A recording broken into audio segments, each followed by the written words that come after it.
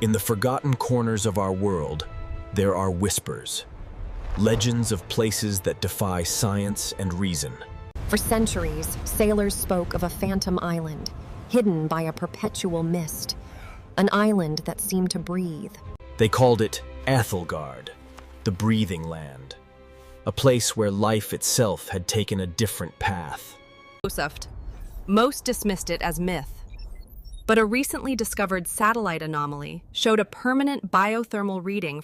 For me, it was the call of a lifetime, a chance to witness a world untouched by human hands.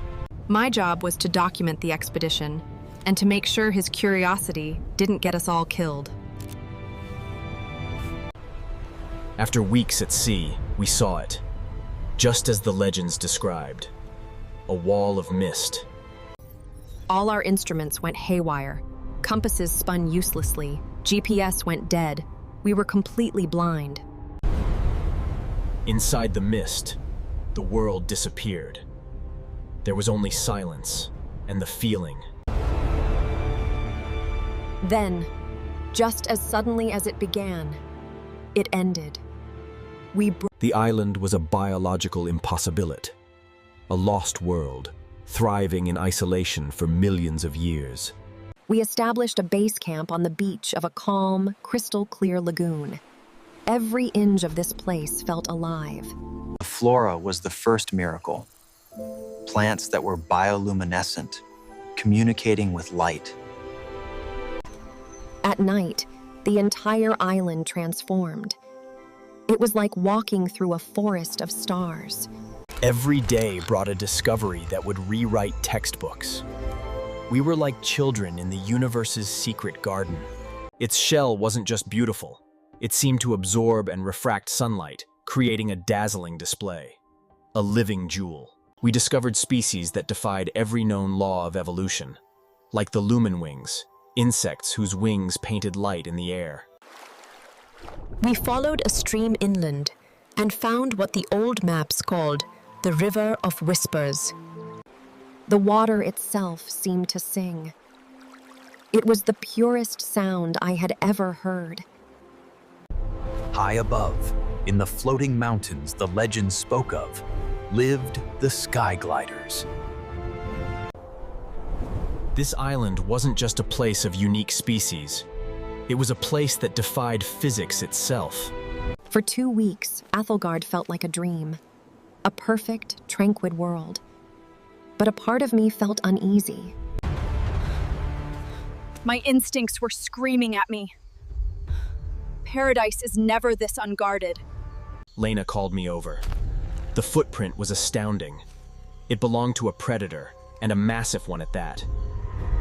Suddenly, we started seeing things we'd missed before. Strange carvings on ancient stones. Warnings. The island had a dark side, a hidden truth about its ecosystem. Not all its species were peaceful. That night, the dream was shattered completely.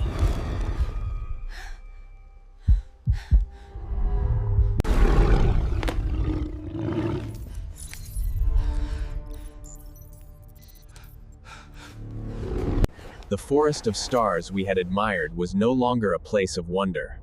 It was now a veil for unseen horrors.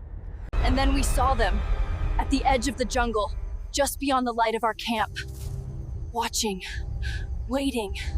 It became terrifyingly clear. We weren't visitors here. We were invaders. And the island was defending itself. The beach was a death trap. Our only chance was to move inland, towards the island's heart. The island we now traveled through was not the paradise we had first seen. Every shadow held a potential threat. The predators weren't just animals. The flora itself had evolved to hunt.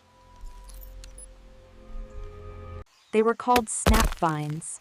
They mimicked harmless plants, waiting for anything to come within reach. Exhausted and hunted, we found temporary shelter inside a cave system behind a waterfall. It was in this cave that we found the first clue to the island's greatest secret. The hidden truth. The carvings weren't just art. They were a history book, a warning, and a revelation, all carved in stone. We saw depictions of the floating mountains, the crystal-backed creatures. But one image dwarfed them all. And suddenly, everything made sense. The mist, the magnetic anomalies, the impossible life. The bioluminescent flora was its nervous system. The predators, its immune system, defending it from threats. We weren't just trespassing. We were a virus! We couldn't fight it. We had to communicate, show it we were not a threat, an act of submission. I thought he was mad. It was the longest 10 seconds of my life. The creatures, they stopped. The shaking subsided. The entire cave seemed to be holding its breath. It understood. It knew we meant no harm. It showed us the way out. The journey back to the beach was surreal. The danger creatures we had feared now escorted us. We had come seeking specimens and data. We were leaving with a discovery that would change our understanding of life itself. We boarded our ship, our instruments slowly coming back to life as we moved away from the island's influence. We have no proof, no samples. Our damaged equipment recorded nothing of the final hours. Only our memories remain. Some will say we imagined it, that we were driven mad by the isolation. But we know the truth. The world is not what we think it is. It is older, stranger, and more alive than we can possibly imagine. The world may not believe us. Our names may be footnotes in journals of ridicule. But we will not be silent. The story of Aethelgard must be told, not as a conquest, but as a chronicle. There are more hidden places. More truths buried in the mists of time. If you wish to join the expedition, subscribe to the Vortex Chronicles, like this video, and help us explore the unknown.